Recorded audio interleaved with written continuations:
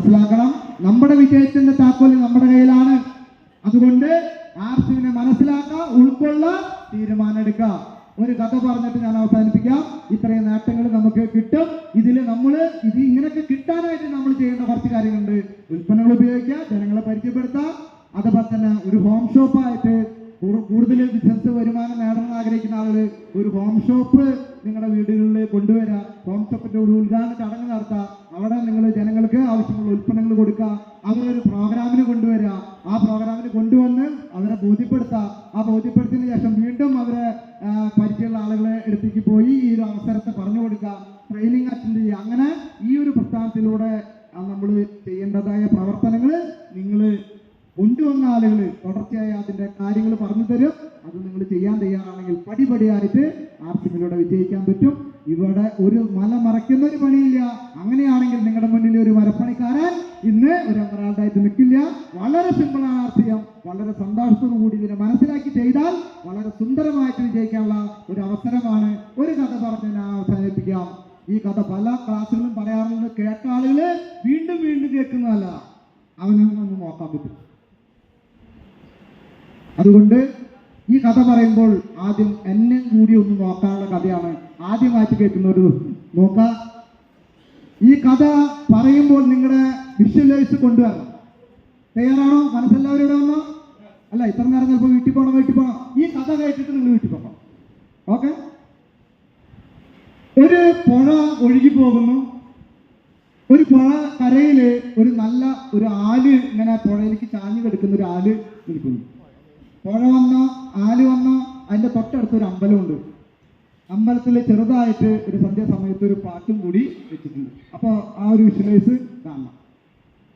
അങ്ങനെ ഇരിക്കുന്ന സമയത്ത് ഈ ആലിന്റെ കൊമ്പുമ്മ ഒരു ആൺകുരങ്ങും ഒരു പെൺകുരങ്ങും ഇങ്ങനെ സംസാരിച്ച് ഇങ്ങനെ ഇരിക്കുന്നതിന്റെ സമയത്ത് ആൺകുരങ്ങ് ഇങ്ങനെ ഇങ്ങോട്ടൊന്ന് തിരിഞ്ഞു. അങ്ങനെ ആൺകുരങ്ങ് തിരിഞ്ഞിങ്ങനെ സംസാരത്തിന്റെ ഇടയിൽ ഒരു അശരീരി കേട്ടു.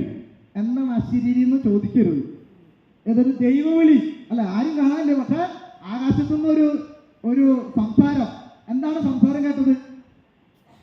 ഈ പുഴയിലേക്ക് ഒരു അര സെക്കൻഡ് അല്ലെങ്കിൽ ഒരു അര മിനിറ്റ് കൊണ്ട് അല്ലെങ്കിൽ സെക്കൻഡുകൾ കൊണ്ട് ഇടുത്ത് ആരാണോ ഈ പുഴയിലേക്ക് എടുത്ത് ചാടുന്നത്, ഇത്ര സമയപരിധിക്കുള്ളിൽ ചാടുന്നത്, അത് പെണ്ണാണെങ്കിൽ ഒരു സുന്ദരിയായ യുവതിയായിട്ട് മാറും.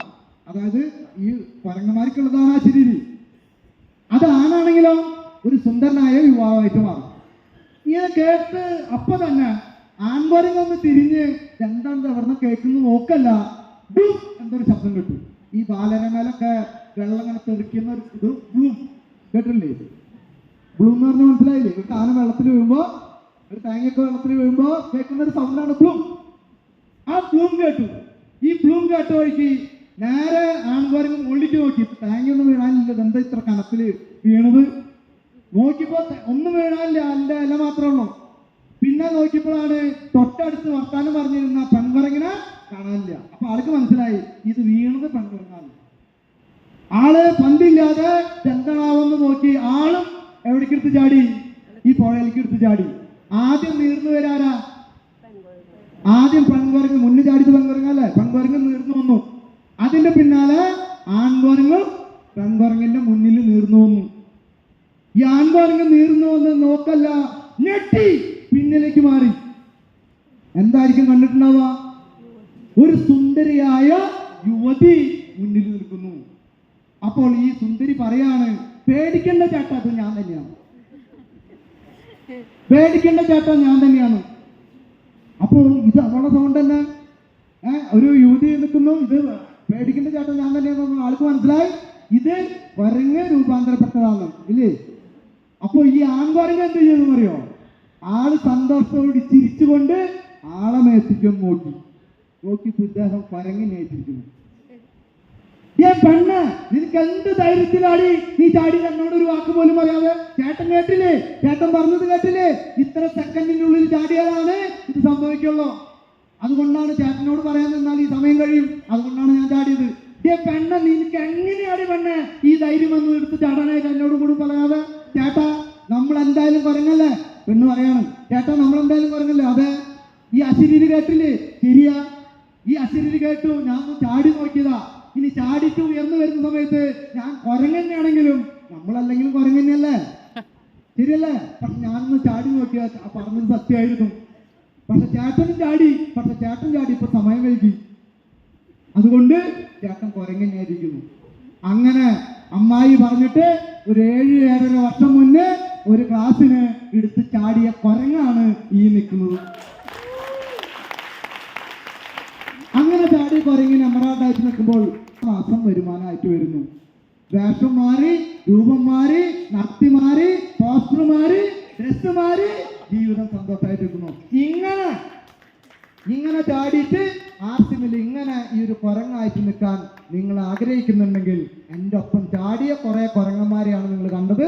അതേപോലെ തന്നെ ഇങ്ങനെയുള്ള ചാടി സന്തോഷം അനുഭവിക്കുന്ന, ജീവിതത്തിൽ എല്ലാ സ്വപ്നങ്ങളും ആഗ്രഹങ്ങളും നേടാൻ പറ്റുന്ന ഒരു അവസരത്തിന്റെ അശരീരി നമ്മൾ ഇന്ന് ഇവിടെ കേട്ടു. ചാടണോ വേണ്ട എന്നുള്ളത് നിങ്ങളുടെ തീരുമാനമാണ്. ആ സമയത്തിനുള്ളിൽ ചാടിയാൽ ഇങ്ങനെയുള്ള കുരങ്ങന്മാരെ സൃഷ്ടിക്കാനും ഇങ്ങനെയുള്ള സന്തോഷം അനുഭവിക്കുന്ന കുരങ്ങന്മാരാവാനും നമുക്ക് സാധിക്കും. ജീവിതം സുന്ദരമാക്കാൻ സാധിക്കും. അതുകൊണ്ട് അങ്ങനെ ചാടിയ കുറെ ആളുകളെയാണ് നമ്മൾ ഇന്ന് കണ്ടുമുട്ടിക്കൊണ്ടിരിക്കുന്നത്.